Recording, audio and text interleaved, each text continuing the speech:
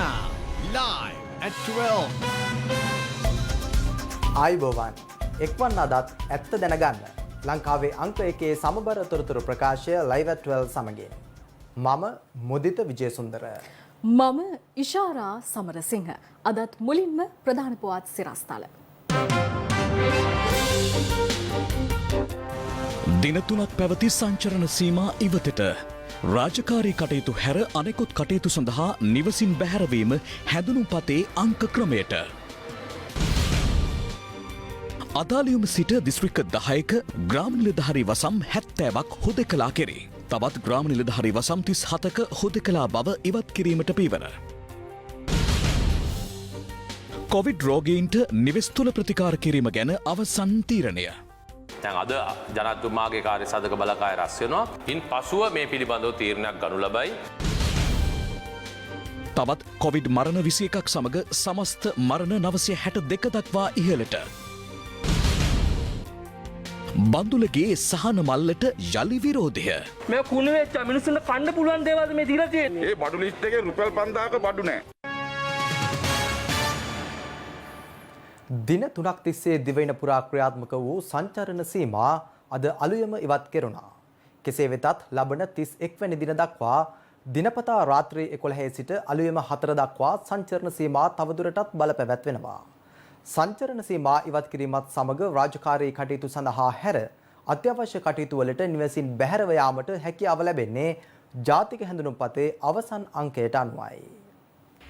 දින 3ක් තිස්සේ දිවෙන පුරා ක්‍රියාත්මක වූ සංචරණ සීමා අද අලුයම 4 සිට ඉවත් කෙරුණා. සංචරණ සීමා ඉවත් කෙරුණද අද සිට ලබන 31 වෙනි දින දක්වා දෛනිකව රාත්‍රී 11 සිට අලුයම 4 දක්වා කාලය තුල සංචරණ සීමා බලපැවැත්වෙන අතර පළාත් අතර සංචරණ සීමාවන්ද අඛණ්ඩව ක්‍රියාත්මකයි. ඒ අනුව අද සිට ලබන 31 වෙනිදා දක්වා කාලය තුල තම අත්‍යවශ්‍ය කටයුතු සඳහා නිවසින් බැහැරව යාමට හැකියාව ලැබෙන්නේ තම ජාතික හැඳුනුම්පතේ අවසන් අංකයට අනුගතවයි. ඒ අනුව තම ජාතික හැඳුනුම්පතේ අවසන් අංකය ඔත්තේ සංඛ්‍යාවක් නම් එනම් 1 3 5 7 හෝ 9 ලෙස සටහන්ව ඇතනම් දින දර්ශනයට අනුව ඔවුන්ට නිවසින් බැහැරවීමට හැකිවන්නේ 17 19 21 23 25 27 29 සහ 31 යන දිනයන්හිදී පමණයි. තම ජාතික හැඳුනුම්පතේ අවසන් අංකය ඉරටේ සංඛ්‍යාවක් නම් එනම් 2 4 6 8 සහ 0 ලෙස සටහන් වන්නේ නම් ඔවුන්ට නිවසින් බැහැරවීමට හැකියාව ලැබෙන්නේ 18 20 22 24 26 28 30 යන දිනයන්හිදී පමණයි. යම්කිසි පුද්ගලයෙකු නිවසින් බැහැරට යන්නේ නම් නිවසට ආසන්නතම වෙළඳ සැලකින් හෝ ආයතනයකින් තම සේවාවන් සපුරාගත යුතු වනවා. වඩාත් සැලකිලිමත් විය යුත්තේ නිවසකින් එක්වරකට බැහැර විය හැකිවන්නේ එක් පුද්ගලයෙකුට හෝ දෙදෙනෙකුට පමණයි. අද මැයි මාසේ 17 වෙනිදා ඔත්තේ දවසක් 17 කියන්නේ ඒ අනුව තමුගේ හැඳුනුම්පතේ 1 3 5 7 9 අංක අවසාන අංක වශයෙන් තියෙනවා නම් එවැනි අංකයක් තියෙන අයට ගමන් කිරීමට හැකියාවක් ලැබෙනවා. මේන් අදහස් කරන්නේ නෑ එවැනි අංක තියෙන සෑම දෙනාම අද පාරට බහින්න ඕනේ කියලා. අත්‍යවශ්‍යම කරුණක් තියෙනවා නම් විතරක් ඒ ආකාරයට ගමන් කරන්න උත්සාහ කරන්න. එසේ නොකළොත් ඒ අයට රිව නීතිය ක්‍රියාත්මක කරන්න සිද්ධ වෙනවා. මොකද අද දිනේ සිට අවවාද කිරීම සිදු කරන්නේ නැහැ. නිරෝධායන රීති පිළිගන්නේ නැත්නම් ඒ අය අත්අඩංගුවට ගැනීමට ක්‍රියා කරනු ලබනවා. බෙලි අත දුම්රිය ස්ථානයෙන් දුම්රිය දෙකක් අද පෙරවරුවේ ධාවනයට කර තිබුණා. මේ අතර දුම්රිය ධාවනය නිසි පරිදි සිදු නොවීම හේතුවෙන් මුහුදුබඩ දුම්රිය මාර්ගයේ මගින් දැඩි අපහසුතාවට පත් වූ අතර පානදුර දුම්රිය ස්ථානයේ සිටි මගින් මේ පිළිබඳව මෙලෙස අදහස් පළ කළා. ඉඳලා ට්‍රේන් එක එනවා කියලා කොයික බලාපොරොත්තු තමයි ආවේ. නමුත් 8ට එනවා කියලා කියන්නේ 8ට ඇවිල්ලා අපිට වැඩ යන්න වෙලාවක් නෑ. ඔව් ට්‍රේන්ස් නෑ දැන් 6යි කාලේ ඉඳලා මිනිස්සු හරියට යවන්නේ මේ තාමිකක්වත් නෑ. ඉතින් ට්‍රේන්ස් නෑනේ බොරුවට එන්න කියලා. ඔව්. වැඩක් නෑ ට්‍රේන්ස් වල එන්න කිව්වට. මේ මිනිස්සුන්ට ට්‍රේන්ස් දාන්න නැතු කොවිඩ් බෝ කරන්න ආනේ.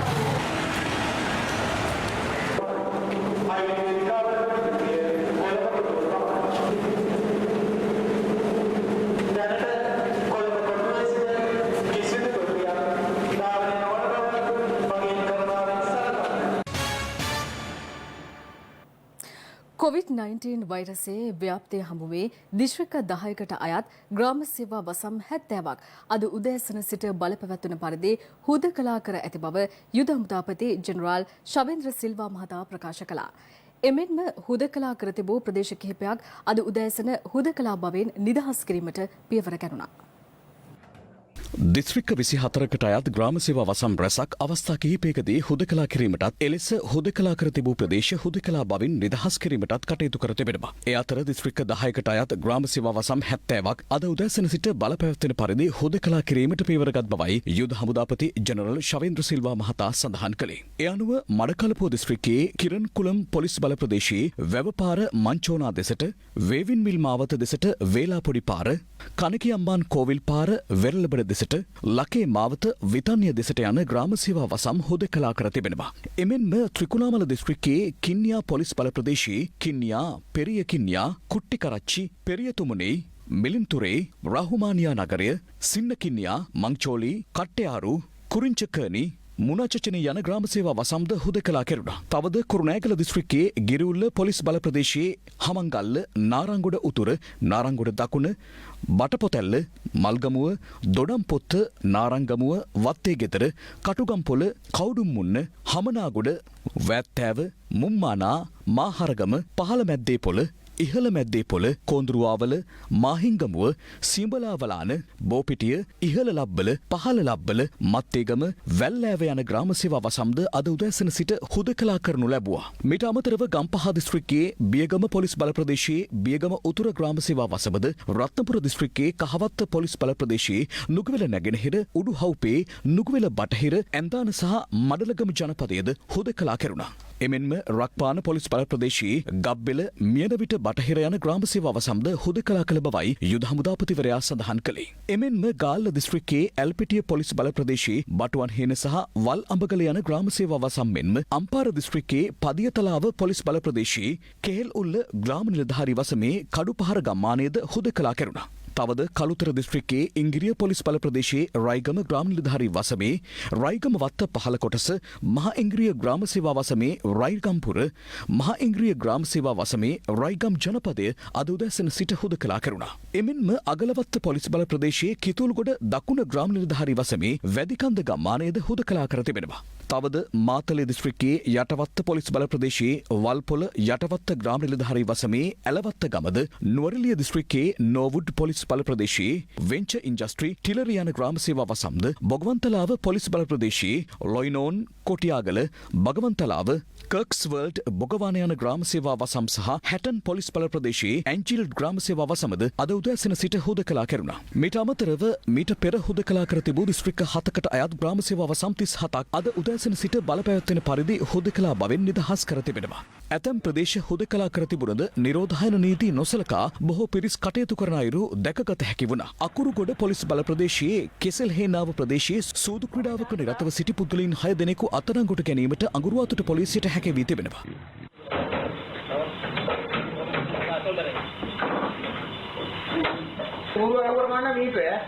මේ අතර පසුගිය පැය 24 තුළ නිරෝධායන නීති උල්ලංඝනය කළ පුද්ගලයන් 262 දෙනෙක් අත්අඩංගුවට ගත් බව පොලිස් මාධ්‍ය ප්‍රකාශක නියෝජ්‍ය පොලිස්පති අජිත් රෝහණ මහතා ප්‍රකාශ කළා. ඔහු පැවසුවේ ඊට අමතරව වාහන 15ක්ද පොලිස් බහරයට ගෙන ඇති බවයි. කොවිඩ් ආසාදිත වුවත් අසාධ්‍ය නොවන රෝගීන්ට නිවෙස් තුළ ප්‍රතිකාර කිරීම පිළිබඳ ඉදිරිපත්ව ඇති යෝජනාව පිළිබඳව අද ජනාධිපතිතුමාගේ ප්‍රධානත්වයෙන් රැස්වෙන කාර්ය සාධක බලකාර රැස්වීමේදී තීරණයක් ගනු ඇති බව යුද හමුදාපතිවරයා පවසනවා. ආරක්ෂක මාණ්ඩලික ප්‍රධානී හා යුද හමුදාපති ජනරල් ශවේන්ද්‍ර සිල්වා මහතා මේ අදහස් පළ කළේ අද පෙරවරුවේ පත්තරේ වැඩසටහන සමග සම්බන්ධ වෙමින්. අද මැයි 17 වනදා පටන් රාජ්‍ය අමාත්‍යවරිය සුදර්ශනී ප්‍රනාන්දුපුල්ලේ මහත්මිය සඳහන් කළා කොවිඩ් ආසාදනයේ වුවත් අසාධ්‍ය නොවන රෝගීන් නිවසේදීම ප්‍රතිකාර සඳහා යොමු කිරීමේ වැඩපිළිවෙලක් ආරම්භ කරනවා කියලා. ඒ සඳහා කොවිඩ් මර්ධන කාර්යසාධන බලකායේ අනුමැතිය ලැබී තිබෙනවාද? ඒ අද පටන් ක්‍රියාත්මක වනවාද? මේක පසුගිය බ්‍රහස්පතින්දා ජනාධිපතිතුමාගේ කාර්යසාධක බලකාය රැස්වීමේදී විවිධ විශේෂඥවරුන් ඉදිරිපත් කරපු නිර්දේශයක් යටතේ සාකච්ඡාවට භාජනය කරනු ලැබුවා. එහිදී අතිගරු ජනාධිපතිතුමා විසින් විශේෂයෙන්ම උපදෙස් ලබා දුන්න අධ්‍යක්ෂක ජෙනරාල් සෞඛ්‍ය වෙත මේ සඳහා ලබා දිය යුතු සුදුසු උපදෙස් සකස් කරලා වහාම මේක ක්‍රියාත්මක කිරීමට කටයුතු කරන්නයි කියලා. ඉතින් මේ අනුව පසුගිය සතියන්තයේදී මේ පිළිබඳ නිර්ණයන සකස් කරලා ඊයේ සවස් භාගයේ රාත්‍රියේදී මම කතා කරද්දී අධ්‍යක්ෂක ජෙනරල්වරයා කිව්වේ දැන් අද ජනාධිපතිතුමාගේ කාර්යසාධක බලකාය රැස් වෙනවා. ඒ අවස්ථාවේදී මේ පිළිබඳව සියලුම නිර්ණයන ඉදිරිපත් කරලා ඉන් පසුව මේ පිළිබඳව තීරණයක් ගනු ලබයි. මෙහිදී විශේෂයෙන්ම දැනගත්ත යුතු දෙයක් තමයි හරීන්ද්‍ර මේ gedara තියෙන කතාවක් නෙමෙයි මේකෙන් අදහස් කරන්නේ. විවිධ අර්ථකථනයන් දෙන්න උත්සාහ කරනවා. සමහර කට්ටිය හිතනවා මේ රෝවල් වල අඩුපාඩුකම් හින්දා ඔක්කොම ගෙවල් වල තියන්න යනවා කියලා. එවැනි දෙයක් නෙමෙයි මේකේ තිබෙන්නේ. නිවෙස් වල තබලා ප්‍රතිකාර කරනවා කියන එක කිව්වේ කිසිදු රෝග ලක්ෂණයක් නොමැති නැත්නම් රෝග ලක්ෂණ පෙන්눔 කරත් ඔවුන්ගේ තත්ත්වය නිවසක තිබිලා රැකබලා ගැනීමට හැකියාවක් තිබෙනවා නම් අන්න ඒ අයලුන් නමුත් රෝහල් වල ඉන්න ඕන අයවලුන් කවදාකවත් ගෙවල් වල තියන්න කිසිදු බලාපොරොත්තුවක් නැහැ. ඒත් එක්කම රෝහලක ප්‍රතිකාර කරන කණ්ඩායම් යම් කිසි දින කිහිපයකින් සමහරවල් රෝහලෙන් ඉවත් කරලා අතරමැදි ප්‍රතිකාර මධ්‍යස්ථානයේ දක්වා පහත එළලා ඒ ස්ථානයේ ප්‍රතිකාර කරන්න හැකියාවකුත් තිබෙන්න පුළුවන්. නැත්නම් සමහර නිවසකට යවන්නත් පුළුවන්. ඒ වගේම අතරමැදි ප්‍රතිකාර මධ්‍යස්ථානයක හෝ නිවසක ඉන්න පුද්ගලයෙක් සමහරලාට හදිසි අවස්ථාව මත රෝහලට ඇති කරන්නත් පුළුවන්. ඉතින් මේ දේ කළමනාකරණය කිරීම සම්බන්ධව තමයි කතා කරගන්න ලැබුවේ. අද බොහෝ දුරට තිබෙන සාකච්ඡාවලදී සාකච්ඡා කළා මෙය ඉදිරියේදී ක්‍රියාත්මක කිරීමට කටයුතු කරනු ලබනවා. මෙරටින් වාර්තා වූ සමස්ත COVID-19 ආසාදිතයින් සංඛ්‍යාව 1,42,746ක් දක්වා ඉහළ ගොස් තිබෙනවා. ඊයේ වාර්තා වූ ආසාදිතයින් 2,275 දෙනාත් සමගයි. මෙරටින් වාර්තා වී ඇති සමස්ත ආසාදිත මරණ සංඛ්‍යාවද මේ වන විට 962ක් දක්වා ඉහළ ගොස් තිබෙනවා. COVID-19 ආසාදිත තවත් මරණ 21ක් සෞඛ්‍ය සේවා අධ්‍යක්ෂ ජෙනරාල්වරයා විසින් ඊයේ තහවුරු කළා. ඒ අතර 37 හැවිරිදි පුද්ගලයෙකුද වනවා. ඔහු බදුල්ල ප්‍රදේශයේ පදිංචිකරුවෙක් වන අතර ලේ විෂවීම, කම්පන තත්ත්වය සමග බහු ඉන්ද්‍රිය අක්‍රිය වීම, දිය වැඩියාව සහ COVID නියුමෝනියාව හේතුවෙන් මිය ගොස් ඇති බවයි සෞඛ්‍ය අංශ පැවසුවේ. සෙසු ආසාදිත මරණ 20ම වයස අවුරුදු 50 ඉක්ම වූවන්. ඊයේ වාර්තා වූ ආසාදිත මරණ අතරින් 16 දෙනෙකුම පිරිමි පුද්ගලයින් වන අතර සෙසු අය කාන්තාවන්. මේ වන විට සමස්ත ආසාදිත පිරිමි පුද්ගල මරණ සංඛ්‍යාව 500 සීමාව ඉක්මවා ඇති අතර එම සංඛ්‍යාව 513ක්. ආසාදිත කාන්තාවන් 309 දෙනෙකු මේ වන විට මිය ගොස් තිබෙනවා. මේ අතර COVID-19 ආසාදිතව කොතලාවල ආරක්ෂක විශ්වවිද්‍යාල රෝහලෙහි ප්‍රතිකාර ලබමින් සිටි ලක්සල සහ සලුසල ආයතනයේ සභාපති ප්‍රදීප් ගුණවර්ධන මහතා මිය ගොස් තිබෙනවා. මෙරටින් ඊයේ වාර්තා වූ ආසාදිතින් 2275 දෙනාගෙන් 2212 දෙනෙකුම අලුත් අවුරුදු පොකුරට අදාළව වාර්තා වූ ආසාදිතින්. විදේශගතව සිට දෙවෙනට පැමිණ නිරෝධායනය වන පුද්ගලයින් අතුරින් තවත් ආසාදිතින් 63 දෙනෙකු හඳුනාගෙන තිබෙනවා. දිස්ත්‍රික්ක 25න්ම ඊයේ ආසාදිතින් වාර්තා වූ අතර ඉන් වැඩිම පිරිසක් වාර්තා වුණේ කොළඹින්. එම සංඛ්‍යාව 438ක්. ගම්පහ දිස්ත්‍රික්කයෙන් ඊයේ ආසාදිතින් 410 දෙනෙකු වාර්තා වූ අතර බියගම ප්‍රදේශයෙන් පමණ ආසාදිතින් 173 දෙනෙකු වාර්තා වුණා. කළුතරින් ඊයේ වාර්තා වූ ආසාදිතින් සංඛ්‍යාව 241ක්. මේ රෝගීන්ට ප්‍රතිකාර කිරීම සඳහා ප්‍රතිකාර මධ්‍යස්ථාන 125ක ඇඳන් 21402ක් සූදානම් කරලා තියෙනවා. මෙයින් ඇඳන් 19354ක් මේ වෙනකොට භාවිතයට ගැනෙනවා. ඒ වගේම දැඩිසත්කාර ඒකකවල ඇඳන් 73ක් මේ මොහොතේ භාවිතයට ගැනෙනවා. හැටන් ප්‍රධාන තැපැල් කාර්යාලයේ සේවකයන් දෙදෙනෙකුට COVID-19 ආසාදනය වීමත් සමග එම කාර්යාලය තාවකාලිකව වසා දැමුණා. එහි සේවය කළ තවත් 17 දෙනෙකු ගෘහස්ත නිරෝධායනයට යොමු කිරීමටයි සෞඛ්‍ය අංශ පියවර ගත්තේ. මේ වන විට මෙරටින් වාර්තා වී ඇති සමස්ත ආසාදිතින් 1,42,746 දෙනාගෙන් 1,18,322 දෙනෙකු සුවය ලබා තිබෙනවා. මේ වන විට රෝහල් සහ අතරමැදි මධ්‍යස්ථානගතව ප්‍රතිකාර ලබන ආසාදිතින් සංඛ්‍යාව 23462ක්. COVID-19 වර්ධනය සඳහා ලබා දෙන ඔක්ස්ෆර්ඩ් ඇස්ට්‍රසෙනෙකා කොවිෂීල්ඩ් එන්නතෙහි දෙවන මාත්‍රාව සහ සයිනෝෆාර්ම් එන්නතෙහි පළමු මාත්‍රාව ලබා දීම ඊයේ ප්‍රදේශ කිහිපයකදීම සිදු කෙරුණා. ඒ අනුව ඇස්ට්‍රසෙනෙකා කොවිෂීල්ඩ් එන්නතෙහි දෙවන මාත්‍රාව ඊයේ දිනේ පමණක් 1612 දෙනෙකුට ලබා දී ඇති අතර සයිනෝෆාර්ම් එන්නතෙහි පළමු මාත්‍රාව 26697 දෙනෙකුට ලබා දී තිබෙනවා. මේ අතර සීදුව සෞඛ්‍ය වෛද්‍ය නිලධාරී කාර්යාලයේදී අද සයිනෝෆාර්ම් එන්නත ලබා දීම සිදු කරනවා. අද උදැසන එන්නත ලබා ගැනීම සඳහා විශාල පිරිසක් ඒකරාශී වී සිටි අතර දිගු පෝලිම්ද දක්නට ලැබුණා. COVID-19 නිවාරණය සඳහා රජය ක්‍රියාත්මක කළ වැඩපිළිවෙල අසාර්ථක බව විපක්ෂ නායක සජිත් ප්‍රේමදාස මහතා පවසනවා. ඔහු මේ අදහස් පළ කළේ විපක්ෂයෙන් හුස්මක් ජනසුවය වැඩසටහන යටතේ කරාපිටිය ශික්ෂණ රෝහලට වෛද්‍ය උපකරණ තොගයක් පරිත්‍යාග කිරීමෙන් අනතුරුවයි. COVID-19 රෝගීන්ට ප්‍රතිකාර කිරීම වෙනුවෙන් වෛද්‍ය උපකරණ තොගයක් කරාපිටිය ශික්ෂණ රෝහලට පරිත්‍යාග කිරීම සමගි ජනබලවේගයේ විපක්ෂයෙන් හුස්මක් ජනසුවේ වැඩසටහන මගින් මෙලෙස සිදු කෙරුණා. එන්නත ගෙන්වීම පිළිබඳව එන්නත ලබා දීම පිළිබඳව නිශ්චිත වැඩපිළිවෙලක් වර්තමාන රජයට නැහැ. අපිට දැනගන්න ලැබුණා දැන් රජය කියනවලු පෞද්ගලික අංශවලටත් එන්නත ගෙන්වන්නයි කියලා. අපි අහන්නට කැමති ඇයි මේ තීන්දුව මාස ගණනාවකට පෙර ගත්තේ නැහැ? පැණිය ගැන විශ්වාසය තබපු නිසා. මුට්ටිය සහ මිත්‍යාවාදී ක්‍රමවේද ගැන විශ්වාසය තබපු නිසා. එදා හරි තීන්දු නියමිත වේලාවට නොගැනීම තුළ රටේ ජනතාව අන්ත අසරණ භාවයකට පත් වෙලා සිටිනවා. කොටසකට එන්නත ලබා දී බහුතරයකට එන්නත නැහැ. මේ කොවිඩ් ප්‍රශ්නයට රජය නිර්මාණය කරපු සැලැස්ම වැඩපිළිවෙල සම්පූර්ණයෙන්ම අසාර්ථක වෙලා තිබෙනවා. වහාම මේ රටේ ලක්ෂ 220ක් වූ ජනතාවට එන්නත් ලබා දීම සඳහා වහාම ක්‍රියාත්මක වෙලා ඒ යුතුයකම ඉෂ්ට කරනවා. ලයිව් at 12 පළමු විරාමය ලබා ගන්නටයි මේ සූදානම.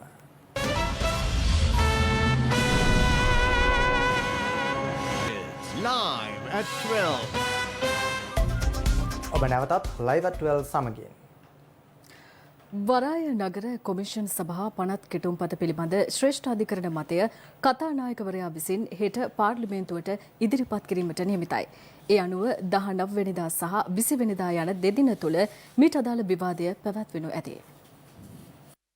කොළඹ වරායනගර ආර්ථික කොමිෂන් සභා පනත් කෙටුම්පත අභියෝගයට ලක් කරමින් ගොනු කර තිබූ පෙත්සම් 20කට ආසන සංඛ්‍යාවක් ශ්‍රේෂ්ඨාධිකරණයේ හමුවේ සලකා බැලුවේ පසුගිය මාස 19 වෙනිදායි. අගවිනිසුරු ජයන්ත ජයසූරිය මහතා ප්‍රමුඛ පංචපුද්ගල විනිසුරු මඩුලක් ඉදිරියේ අදාළ පෙත්සම් පුරා දින 5ක් සලකා බැලුණා. අනතුරුව ශ්‍රේෂ්ඨාධිකරණය සිය තීන්දුව පසුගිය 5 වෙනිදා තමාට බහර දුන් බව කතානායක මහින්ද යාපා අබේවර්ධන මහතා පැවසුවා. ඒ අනුව එම තීන්දුව හෙට දිනේ කතානායකවරයා විසින් පාර්ලිමේන්තුවට ඉදිරිපත් කරනු ඇති. අනතුරුව වරායනගර කොමිෂන් සභා පනත් කෙටුම්පත පිළිබඳ විවාදය 19 වෙනිදා සහ 20 වෙනිදා පැවැත්වීමට නියමිතයි. අදාළ ඡන්ද විමසීම 20 වෙනිදා පස්වරු 4ට පැවැත්වෙනු ඇති. මේ අතර මෙම කාලය තුළ පාර්ලිමේන්තු මන්ත්‍රීවරුන්ට හැර වෙනත් බාහිර කිසිවෙකුටත් පාර්ලිමේන්තු පරිශ්‍රයට පැමිණීම තහනම් කර තිබෙනවා. මේ අතර හෙට ආරම්භ වන පාර්ලිමේන්තු රැස්වීම සඳහා සහභාගී වීමට එකඟ වන්නේ නම් පාර්ලිමේන්තු මන්ත්‍රීවරුන් වන රිෂාඩ් බදියුදින් සහ ප්‍රේමලාල් ජයසේකර යන මහත්වරුන් පාර්ලිමේන්තු රැස්වීම සඳහා කැඳවීමට කතානායක මහින්ද යාපා අබේවර්ධන මහතා තීරණය කර තිබෙනවා. අපරාධ පරීක්ෂණ දෙපාර්තමේන්තුවේ අධ්‍යක්ෂවරයා වෙත සහ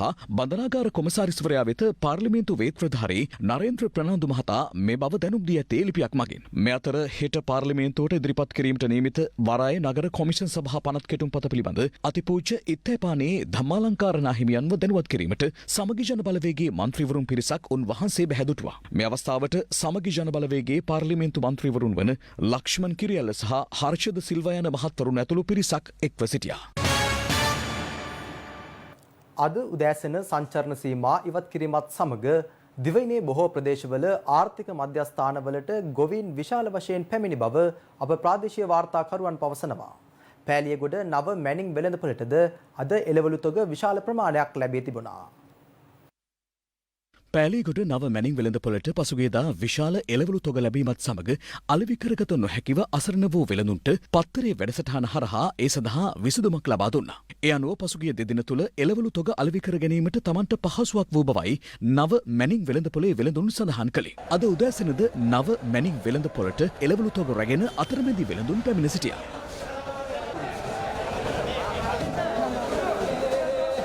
දැන්ම බඩුවේම ඇවිල්ලා තියෙනවා.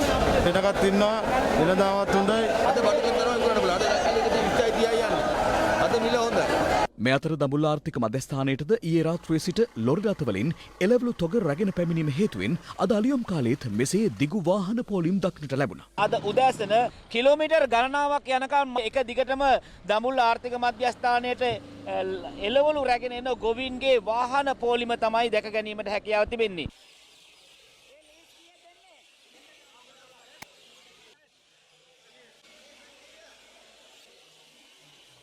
මේ අතර පෑලියගොඩ මත්ස්‍ය වෙළඳපොළට අද හිඟයකින් තොරව මසුන් ලැබී තිබූ අතර ඒවා මිලදී ගැනීම සඳහා තොග වෙළඳුන්ද පැමිණ සිටි බවයි අප වාර්තාකරුවන් ප්‍රකාශ කළේ.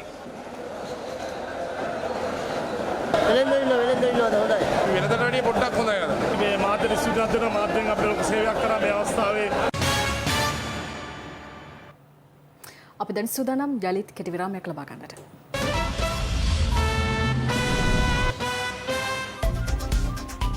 තවත් දේශීය පුවත් කිහිපයක් කෙටියෙන් දකිමු දැන්. වැලිමඩ නගරේ දුරකථන අලෙවිසලක් බිඳ රුපියල් ලක්ෂ 8කට වැඩි වටිනාකමකින් යුත් ජංගම දුරකථන පෙරගෙයුම් කාර්පත් හා මුදල් සොරකම් කළ සිව්දෙනෙකුගෙන් යුත් කොල්ල කල්ලියක් වැලිමඩ පොලිසිය මගින් අත්අඩංගුවට තිබෙනවා. අදාළ වෙළඳසැලේ CCTV දර්ශන උපයෝගී කර ගනිමින් මෙම කොල්ල කල්ලිය අත්අඩංගුවට ගෙන ඇති අතර මොවුන් වලපනේ උඩුපුස්සෙල්ලාව ආදී ප්‍රදේශ රැසකදී දුරකථන අලෙවිසල් බිඳ ඇති බවට තොරතුරු හෙළි වී ඇතැයි පොලිසිය පවසනවා.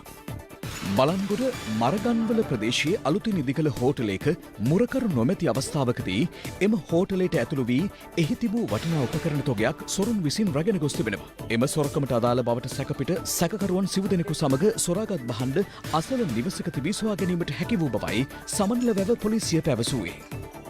වසවිසෙන් තොර දේශයක් වෙනුවෙන් රජය ගෙන යන වැඩපිළිවෙල සවිමත් කිරීමේ අරමුණින් පොහොර පලිබෝධනාශක වල්නාශක දේශීය නිෂ්පාදන දිරිමත් කිරීම සඳහා මහජන බැංකුව සාරභූමි ණය යෝජනා ක්‍රමය හඳුන්වා දී තිබෙනවා. සහනදායී පොලි අනුපාත මත මෙම සාරභූමි ණය යෝජනා ක්‍රමය ක්‍රියාත්මක කරනවා. මහනුවර බෝගම්පර බන්ධනාගාරයේ සිටින රැඳවියන් පිරිසක් අද එහි ගොඩනැගිල්ලක වහලේ මත නැග විරෝධතාවයක් ආරම්භ කර තිබෙනවා. PCR පරීක්ෂණ සිදු කර තමන්ට කඩිනමින් ඇප ලබා දීමට කටයුතු කරන ලෙස බලධාරීන්ට පවසමින් රැඳවියන් 40 දෙනෙකු පමණ මෙලෙස විරෝධතාවයෙන් නිරත වනවා. දින 14ක් යනතුරු හුදකලා කර තිබෙන ප්‍රදේශවලට රුපියල් 5000 දීමනාව වෙනුවට රුපියල් 5000ක වටිනාකමින් යුත් බඩු මල්ලක් ලබා දෙන බව වෙළඳ අමාත්‍ය බන්දුල ගුණවර්ධන මහතා පසුගියදා සඳහන් කළා. නමුත් ඇතැම් ප්‍රදේශවල ජනතාව චෝදනා කරන්නේ තමන්ට ලැබුණු අත්‍යවශ්‍ය ආහාර ද්‍රව්‍ය තොගය ප්‍රමිතියකින් තොර බවයි. හුදකලා කරන ප්‍රදේශවල ජනතාවට ලබා දෙන අත්‍යවශ්‍ය ආහාර ද්‍රව්‍ය 20කින් යුත් බඩු මල්ල පිළිබඳ වෙළඳ අමාත්‍ය බන්දුල ගුණවර්ධන මහතා මෙලෙස අදහස් පළ කළා. ඒ භාණ්ඩ මල්ල තුනට නාඩු කිලෝ 10ක්, කැකුළු කිලෝ 5ක්, අල කිලෝ 3ක්, ලොකු ලුණු කිලෝ 3ක්, පරිප්පු කිලෝ 2ක්, සුදු සීනි කිලෝවක්, දුඹුරු සීනි කිලෝවක්, හාල් මැස්සන් ග්‍රෑම් 200ක් යනාදී වශයෙන් අත්‍යවශ්‍ය භාණ්ඩ වර්ග 20ක් ඒ සහන පැකේජයට ඇතුල් කරලා තිබෙනවා. කෙසේ වුවත් පිළියන්දල නැගෙනහිර දැල්තර සහ බටහිර දැල්තර ප්‍රදේශවල ජනතාව චෝදනා කළේ තමන්ට ලැබුණු ආහාර ද්‍රව්‍ය මල්ලේ රුපියල් 5000ක වටිනාකමකින් යුත් ආහාර ද්‍රව්‍ය නොමැති බවයි. මේකයි දැන් මේ රජය ලොක්ඩවුන් කරලා තියෙන පැත්ත රුපියල් 5000ක බඩු ලිස්ට් එක දෙන්න කියලා තියෙනවානේ. ඒ බඩු ලිස්ට් එකේ රුපියල් 5000ක බඩු නැහැ. මට ලැබිච්ච බඩු තුණ්ඩුව තමයි මේ බඩු වල ලිස්ට් එක මේ තවත් එක්කෙනෙකුට හම්බෙච්ච. මේ මගේ අසල්වාසියෙකුට ලැබිච්ච එක. මෙහෙම රජයකින් බෙදා හරින්නේ නැහැ නේ මහත්තයෝ. මේක තමයි තිබුණේ අපිට ගැටලුව. ප්‍රමිතියෙන් තොර ආහාර ද්‍රව්‍යද තමන්ට ලබා දී ඇති බවට එම ජනතාව චෝදනා කළා. මේ කුණු වෙච්ච මිනිස්සුන්ට කන්න පුළුවන් දේවල් මේ දීලා තියෙන්නේ. ඒ වගේම තවත් තියෙන රුපියල් 5000 බඩු මල්ල මේ තියෙන්නේ. 5000ක් වටන බඩු මල්ල රුපියල් 3900කට ගණන් ගත්තාම තියෙන්නේ. 1 2 3 4 හරියට හොයලා බලන්න ඕනේ ඉතුරු සල්ලි ටිකට මොකද උනේ කියලා. රජයේ සල්ලිනේ මේවා. පණම් ගහ හදලා බැලුවාම 3700ක් වගේ තියෙන්නේ. මට දරුවා 6 දෙනෙක් ඉන්නවා. මේ අතර ඊයේ වියලි ආහාර මලු ලබා දුන් කැස්බෑව ප්‍රදේශයේ සංවර්ධන නිලධාරිනියකට යතුරුපැදියකින් පැමිණි පුද්ගලයෙකු පහර දී තිබෙනවා. ඒ පුවතත් සමගින් අදට අප live at 12 තුලින් සමුගන්නවා. ලයිව් ඇටේට SMS සේවාව තිරයේ දිස්වන ආකාරයට ඔබට සක්‍රිය කරගත හැකි. උණුසුම් පුවත් දැනගැනීම සඳහා www.liveat8.lk වෙබ් අඩවියට පිවිසෙන්න. ඔබට සුබ දවසක්.